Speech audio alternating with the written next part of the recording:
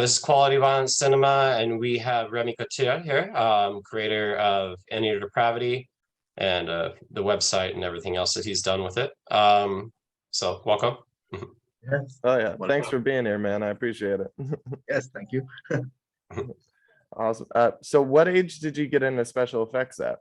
I really began really late, about 30, 28, 30, but really professionally more after 30, because before it was just a hobby and just trying some stuff. Yeah, because you started as airbrushing, right? I mean, that was Yeah, kind yeah. of what got you into it. Yeah, I do airbrush since I was 16. So when I start doing makeup, I start with my airbrush. So I was already familiar with this tool, so it was kind of easy to me to learn the makeup, because I made painting since I'm 16. So Yeah. Did you find latex challenging? yeah, it's kind of boring because now we use silicone, but the latex, yeah, at first, because when I start, I didn't know really where to buy all the professional material, because I know some store they sell not silicone but latex not to do prosthetic and stuff like that. It was for mold, for the beginners. So when I try to figure out where they sell FX stuff, a warehouse,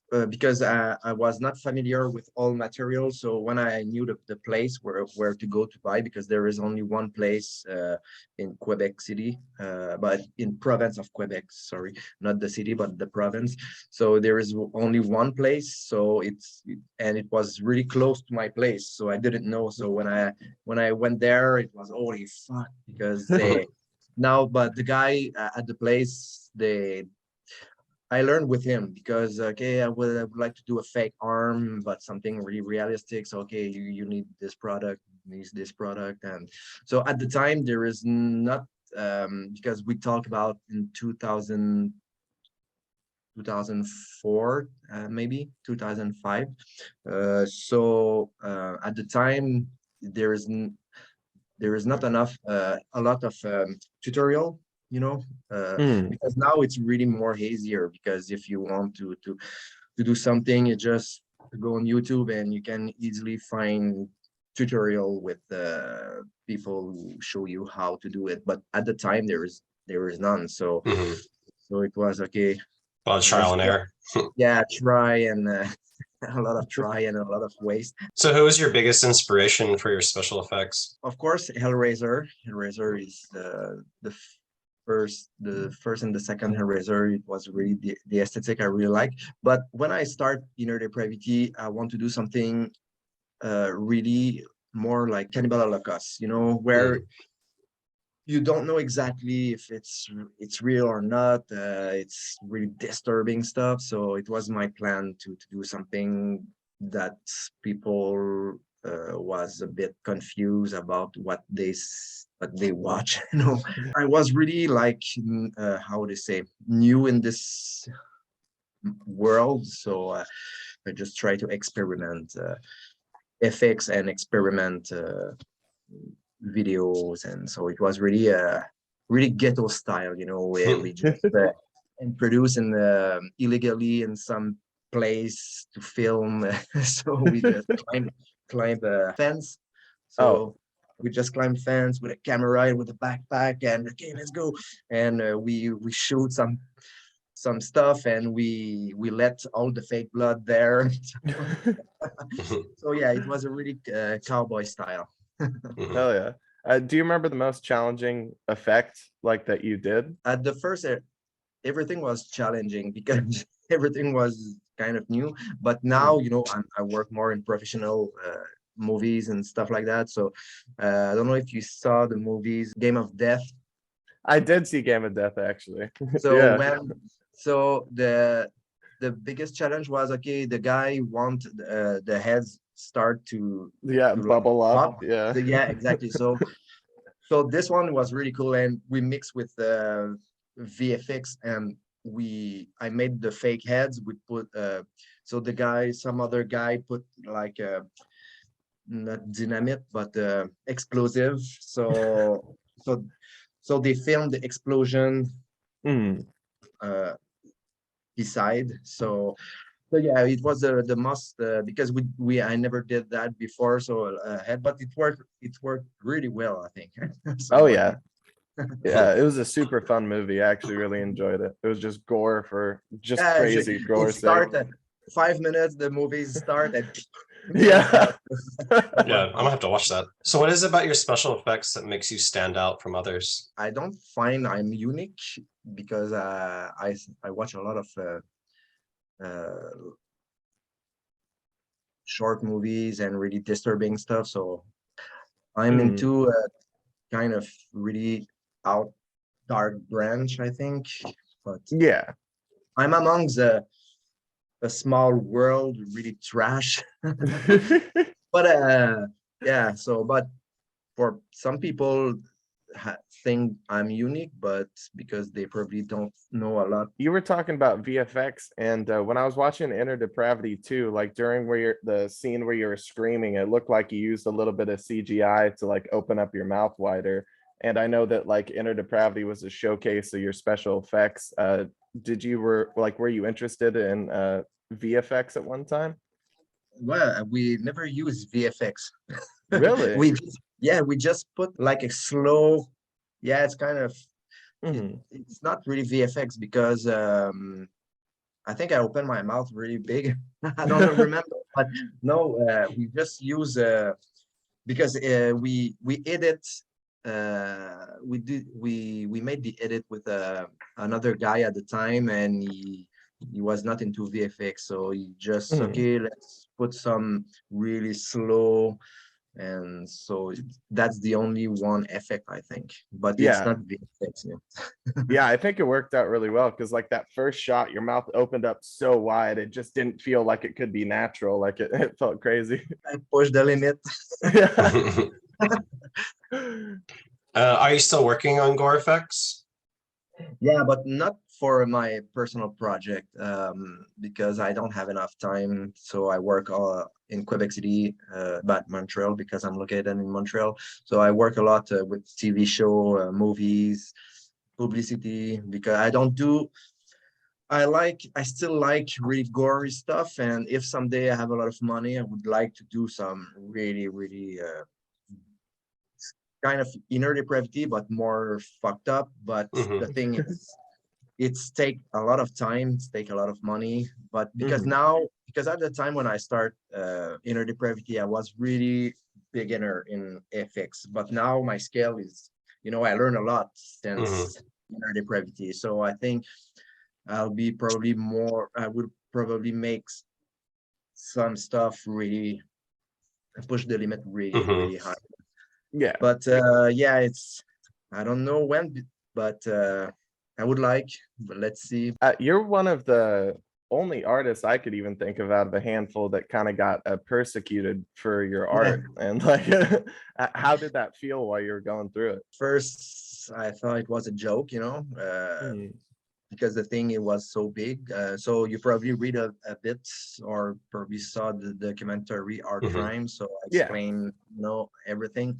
So when I got arrested, I thought it was a joke because it was too big, like undercover police, and they size all my stuff at my place, computer. They watch everywhere in the basement if there is no corpse or a girl attached in my basement. But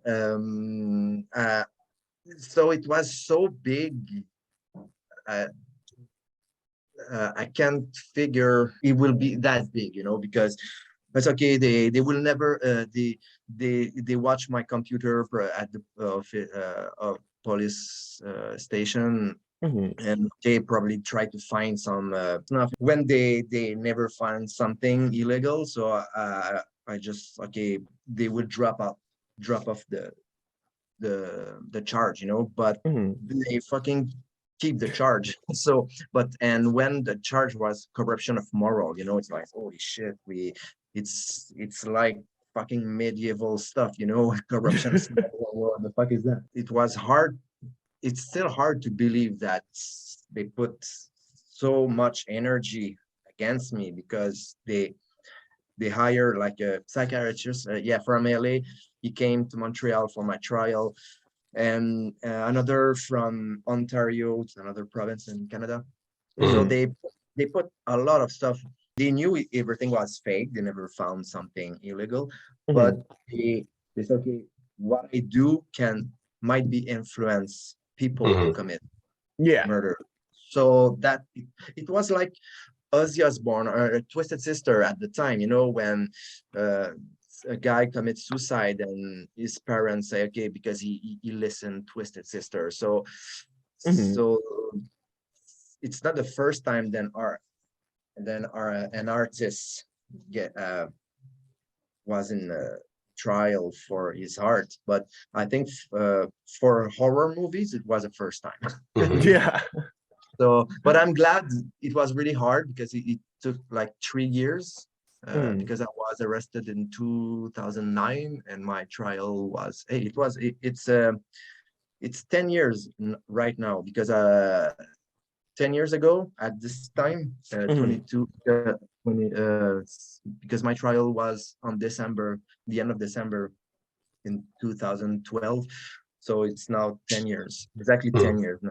Each shot for 3 years because it was really stressful for all this time. And I have to pay from my own pocket, you know, all the lawyer and the lawyer fee. And I have to hire some expert like history, cinema teacher in university and criminologist. So it cost me a lot. So, but the thing is, at the time, there is no GoFundMe. So at the time, there is not that.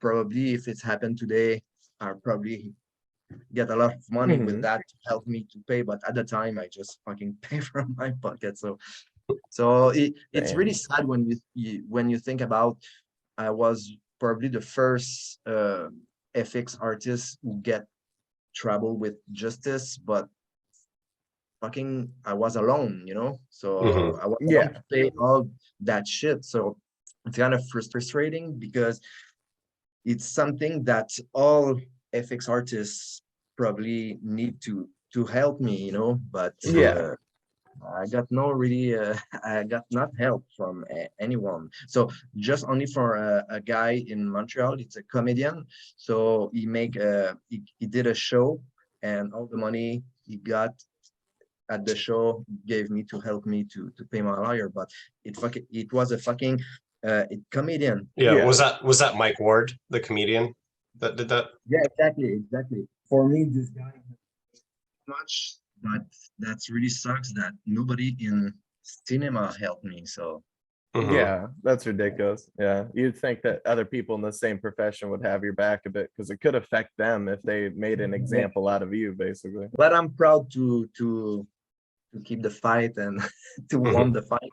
And some people think, okay, because I won my trial, because it was 2 weeks long trial in front of 12 juries. So it was like in the movies, you know. And the prosecutor, when they asked me some question, they talk like that to my face, you know, like in the movies. So, and he tried to push you until you probably get frustrated and yell or something. Okay, look, he's violent, this guy, you know. It's kind of big show, you know. So, but the most funny thing I remember about the trial is because they show all my picture and short movies, and the 12 jury was like say, okay, he has to the judge, okay, can we do faster, because there's a big projector at the trial and they show every picture and very slowly to get the jury like get pissed off, you know. But the thing is, the jury say, okay, can you go faster, because we know, okay, we saw enough, you know, and we get the point, you know. So but the prosecutor was really like try to, you know, fuck. So but the face because all journalists was there because the trial room was really full. All journalists was there, and when they start the projection of the picture, so I just saw the face of everyone was like, you know, because for people like us who like horror, we are that's cool, you know, but Mhm. for other people Some that who are doesn't, not yeah. really, yeah, we're not used to see this kind of stuff. So Yeah. Especially at that kind of degree. Do you feel that that made you want to push further with your special effects, or to kind of say like, fuck them, or did that kind of like close you off and make you reserved with your special effects? no, but the thing is, if I do something, if I do another self project like Inner Depravity, will probably, because yeah, a part of me want to do something really explicit, but at the same time, I don't know if I will, you know, because yeah, I have some kind of maybe traumatized about what I live. So, but maybe I will do two versions, like uncut version Mhm. Yeah. and really explicit uncut version, and maybe another version more because the thing is everything is about sexuality and horror mixed together. Mhm. That's what they call obscenity. So that's what it was the big issue in my Yeah. trial, because I would probably not being arrested another time, because probably They already know. They could just look at the yeah, past case and be like, ah, he's yeah, fine. yeah. Yeah. It makes you wonder how Sam Hell would do in Canada. I don't know if you're familiar with a Broke House, but they very much mix like sexuality and gore. So It's been a while since you've directed, and I know you're talking about you maybe want to do something in the future. Do you have like a plan set in stone of what your next project would be? No, but the thing is, after my trial, we filmed some stuff for an Inner Depravity Volume 3. Oh, So yeah. we still have all the footage, but it's not edited. And it's really more sexual, really more fucking disturbing. So we never edit, but I don't know. I will probably want to do it, but it's really graphic, you know. So I mold my penis. So I use my fake, but my real fake penis. So in the short movies, I just grab a girl with a hook, and her mouth is really fucked up, and I just keep take my penis and start. So it was just to say fuck you, the prosecutor. But the thing is, we never edited, but I really want to do it. But the thing is, I will probably, because I still I keep in touch with my lawyer at the time, because so I would probably show her that say it was okay before. But the thing is, maybe not. I will probably, if I edited, because it will be Inner Depravity Volume 3, I will probably not put it online. So I would probably put it maybe I don't know, I don't know the way, probably I'm not like the guy who made a t-shirt with the VHS too, the tape. yeah. So Yeah. if the distributor want it and to put some VHS or DVD, let's do it. But I will not put it online, because yeah, probably I have some traumatism about if there is something wrong about this for them with these movies. If it's not me who put it online, I'm okay, you know. I made the movies, and after that, yeah, kind of give it a US release, that so it's not released technically in Canada, but made in Canada, so maybe you can get away with it. Yeah, exactly. So I will see. Everything is there. All footage is there. So just need a program to edit it. So let's see. It was my plan to do it during the pandemic, like 2 years ago. But I said, oh, I don't want a problem anymore. So I don't know. Yeah. Because it's really more graphic than Yeah. volume 1, volume 2. It's more fucking crazy. So I'm excited to see it. And yeah, plus with your physical release idea, like the people that go out for DVDs and VHS, they're already fans and they know what they're getting into. Mhm. Yeah. exactly. So was the book, The Makeup Artist of Horror, was that printed internationally? And was that book primarily about the case? It's a story about the trial, but at first, because we show a lot of picture in this. Have you seen the book? I haven't seen the book. I saw that it was available, or like that it existed. Yeah. I haven't seen the actual book or read the book. Just in French, so it's not Yeah. translated in English. But yeah, I just explained how I start to do makeup, and we show a lot of picture of my first makeup effects picture, and how I start Inner Depravity, and then the trial. So like Mhm. there's 3 parts: the beginning, the Inner Depravity chapter, and then the trial chapter. So Mhm.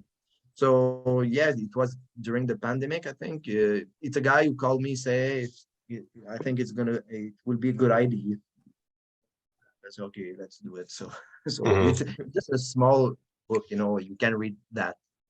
Is it still available? You will not find it maybe on Amazon.ca, but there is a lot of bookstore here. They have it. So Mhm. Mhm. Yeah. And then do you feel like Canadian censorship has like improved a little bit since you went through that whole thing, or do you think it's still the exact same way? but now I think we're going really, really bad, in the really bad way. Uh, it's just, now there is, I think it's in USA, it's the same. Like Mhm. there is now, if you say something, you can be canceled. The cancel Oh culture yeah. are talking about. So now it's kind of edgy. Probably Inner Depravity, if it was released now, probably I will got more problem, because probably it's because the fake killer kill only women, so probably I will be accused of being a misogynist, and Mhm. Yeah. so so now I think we are more into, okay, this is a morality police. Mhm. So but it's the same in USA too. Like now you have to Yeah. be really careful what you saying, because everyone is offended by everything. So probably Inner Depravity will probably get fucking offend more people than before, because now people are, I don't know. Yeah, because now it's Yeah. not the government, it's a whole portion of Yeah, society yeah, screwing with you. exactly, Yeah, it's kind exactly. of kind of like bringing Sorry. up Mike Ward again, of where he got sued $40,000 for a joke. Yeah, exactly. So I think my trial was just the beginning of something, because now, but the thing, as you said, trial is something, but now it's all the people who judging you, and if all people is against you, you're fucked, because you just receive shit every day. You're attacked by fucking everyone. Yeah. So I think it's worse, because Mhm. when the trial is finished, it's finished. But the social justice Mhm. and internet, it's never end. It's never end. So Mhm. Yeah. And then did you make like some promotional stuff to kind of like help you during the trial? Because I've seen a couple things here and there online, and then there was that short, the bloody blow one. Yeah. yeah, we made some t-shirts with the picture of the mask of Mhm. Inner Depravity, and on the back it was "Art is not crime," and we made some panties for girl. So and beside, but in the front it was the little mask, right? And on the back it was corrupt me. It was just Mhm. just make fun of corrupt because my well, corruption of morality. So we sell a lot. We sell everywhere in Australia, in Asia, and in USA a lot. So we sell fucking a lot. So, but we don't. We I didn't make a lot of money with that because it's to make money with T-shirts. You have to print like fucking thousand, you know. So but I got some money, but it's just okay. But the interesting thing is I sold all of it everywhere. So that was funny. Yeah. So the documentary you made, well, it kind of just stops before the verdict. Was there a Yeah, reason why you didn't continue filming all the way through?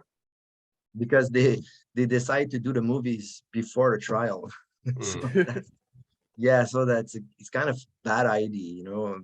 But at the time it was to help me because the thing is with these movies. So because we put in the extra Inner Depravity Volume 1 and 2, and we put some all pictures Mhm. was to Inner Depravity website. So the thing is, it was before my trial, so they put the movies in every store in Montreal. The thing is, when the prosecutor knew that, because all the stuff I was in trial for, you know, Inner Mhm. Depravity, so it was in all store now Mm. in the bonus. So when the prosecutor, it was just to piss off. When the prosecutor knew that, she was so pissed off. But the prosecutor asked to the judge to go to all store and to take off Oh to To take well. remove them. Yeah. because the material who was into the DVD was subject to the trial. Right. So It's like technically it was, evidence. but now they sell in the store, but at at the time they just take it off during the trial just to see if my stuff is legal or illegal. But Mhm. as I won the trial, they put it back in store. But it was kind of just to piss off them. You know? Yeah. But of course, that's really sucked because when you watch the documentary, you don't know what's happened after because you Mhm. don't see. Yeah. You got to look it up on the internet. Yeah. Yeah. And then so do you feel like the trial actually got you a little bigger and like pushed your career forward a bit? Because I mean it got you pretty big exposure and you're still even being talked about now by pretty big Mhm. Hollywood people. So Yeah, but it's helped me a lot. I can deny it because I was in all TV show. I was in uh, newspaper. I was everywhere at the time. So it was a it was a big exposure. So, but at the time, people didn't really. It didn't give me more work at the time because people was saying, okay, let's wait the trial because we don't mhm. know. Maybe we will learn something else, you know, probably there is, it's too big of probably there is something that we don't know that we will know in the trial. So like I have some snuff movies or I do snuff movies. So people was a bit, okay, we we we are on my side, but after that, so of course there is I think now I work all the time, so I don't miss uh, job. So of course it's helped me a lot. But to me, Mhm. it's like the sweet vengeance, you know, because they want to push me down. But I won the trial, and now I I'm working all the time. So they fell all the way, you know. the Yeah. pro- they fell all the way. So for me, it's kind of sweet vengeance because when I won my trial, people said, okay, you will be refund, you know, your lawyer fee will be refund, but it's not work like that. So Mm. I put my trial, but all the money I put into it, it's lost, you know. So Yeah. the law is not really well done, because I think in this kind of case, if you won your trial, Yeah, gonna be when you shouldn't have even been there in the first place. Yeah. Mhm. yeah. Did the documentary or Bloody Blow help with the case at all when it comes to paying for it? But the Bloody Blow, they play a lot in the festival in Montreal, but now it's kind of cheesy when I watch it. But at the time, I was, oh yeah, I don't know, Enrico, he was Well, you're my probably friend. pissed off too, so. But And you're pissed off too, so you're just like, you know, it's yeah, more like a statement to say how pissed off you were. yeah.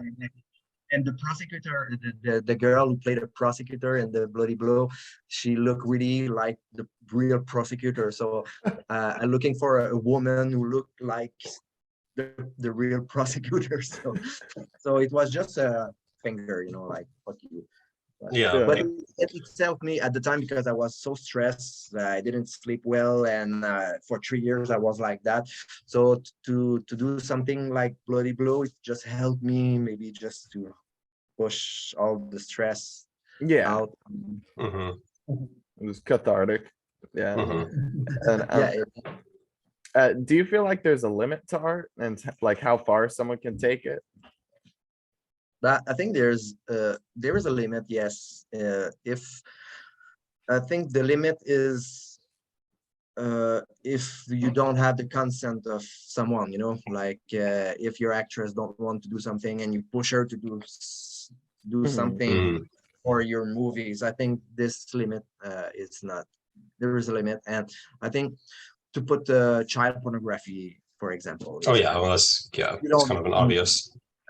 so of course we need a limit, because not at for the name of the art, let's do everything for Yeah. the art. No, you know, like in Inner Depravity, when there is a rape scene, uh we didn't see anything, you know, we see my butt.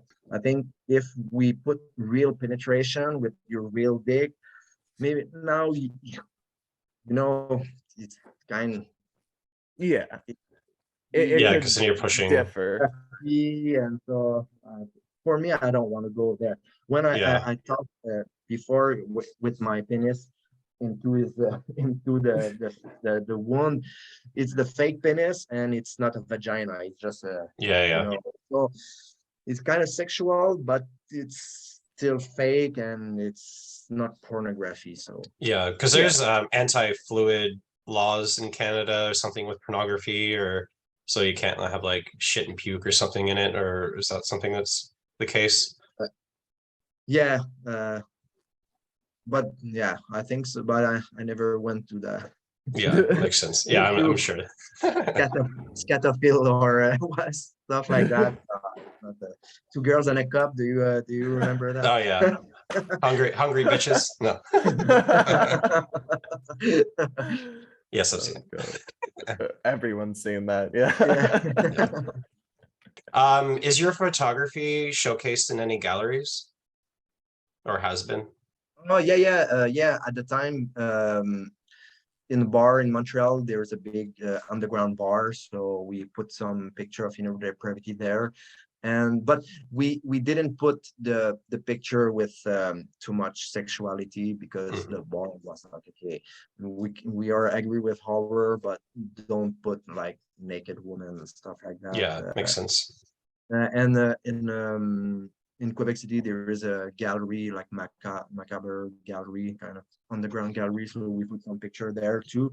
So there, I put some uh, picture really graphic, because it's art gallery, but underground gallery. So what's your like favorite set of photos and photo shoot from the Inner Depravity days?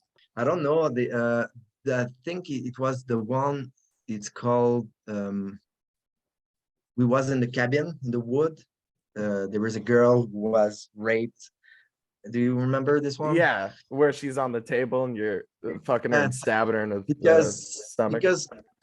because probably it was good memories about this photo session, and because we was to my friends who lived in the wood and friend's place, and we just drive and we saw like a old abandoned cabins. So and I was with all my friends say, okay, do I have something to do some fake blood, and let's go buy a brain. It was actually a real brain, like probably something for heat, Mhm. people eat brain, animal brain. So we just go to the shop, do shopping, buy some stuff, and we drank a lot, and let's do it for fucking fun. So it was not a lot of special effect. There is not a lot of makeup, so it Mhm. was really cowboy style. So, but I think it's looked really well, and of course the one with the girl with the crucifix. Oh, That was yeah. cool. That picture, I think it is the most popular picture of Mm. because I saw a lot of internet people take that picture and say, okay, it's a Syrian girl Mhm. killed by Muslim. It was Christian, and I got so many death threats for that picture that Oh, really? so many Christian people just wrote me, if I catch you, I will kill you, fucker, the Satanist. And so I Oh, got damn. thousand and thousand death threats for after I put this picture online. So Oh, wow. channel Yeah. really get fucked up because what they say, some said, if I catch you, I will do that to you, do that to you, do that to you. So holy shit, this guy. So I just wrote it back. Oh, so you probably need to come work with me because you have a so I like your creativity. yeah. Yeah. Yeah. So out of the releases of Inner Depravity, which are legit releases? Like I know there's like the King of the Witches one, Uneasy Archives, I think is another. And then you obviously said the one you worked with the Subrexa. yeah, and then there's also the Domestic Terrorist Records that just came out. And I'm sure like and you had your hands in all those, saying like the okay for those. Yeah. They did some. He did some Blu-ray. Hmm. I think it's him. Yes. Yes, I think it's Domestic Terrorist Records, yeah. yes. To me, like I still have a lot of DVDs, art crime, because I don't know. I've people on. I don't push that, so I I don't promote it. So some people would, hey, do you still have some DVD, or can I have your agree for to put some to put Inner Depravity on VHS? So I said, okay, let's go, let's do it, because or it, I don't make money with that, because the guy, I say, okay, just give me like one or two or a few copies just for my own, but because I think it's only short amount, probably Hmm. put 20 Yeah. or Yeah, there's like 15 for the VHS that came out, but so when it's still underground, and it will stay underground. So to me, I just give my agree. I don't do money with that. And then is there any thoughts of like putting out a compilation of all of them together? Like I the think Inner Depravity, the Bloody Blow. I think I will not put, but if I do a compilation, I will not put Bloody Blow, because but I will probably put all pictures, and because on my website there is a lot of picture I just take off, how to say, yeah, take off, uh like I would probably put my first photo session. So now it's look horrible, but it's kind of arcade, so yeah, I think it would be a good idea. I would probably ask for the guy, Domestic Terrorism Records. let's see, but probably it's gonna be a good things to to release Inner Depravity Volume 3, but with the 1 and the 2, and a big bunch of gallery photos, all the photos, and Yeah. my first work. So yeah, it's probably gonna be a funny thing. Yeah, like a whole complete collection of it. Mhm. Yeah, that'd be sick. So Inner Depravity are the only shorts and the rest are photos? Yeah. Okay, man. Well, that's all the questions that I had written down for you. Yeah, that's it too. Yeah. And I appreciate you coming on though, man. It was good talking to you. Cool. So thank you for this interview, and I wish you a good Christmas and bloody Christmas. Hell yeah, man. Yeah, I appreciate it. Yeah, Have well, a thank good you very much. Christmas. Thank you. Yes, thank you.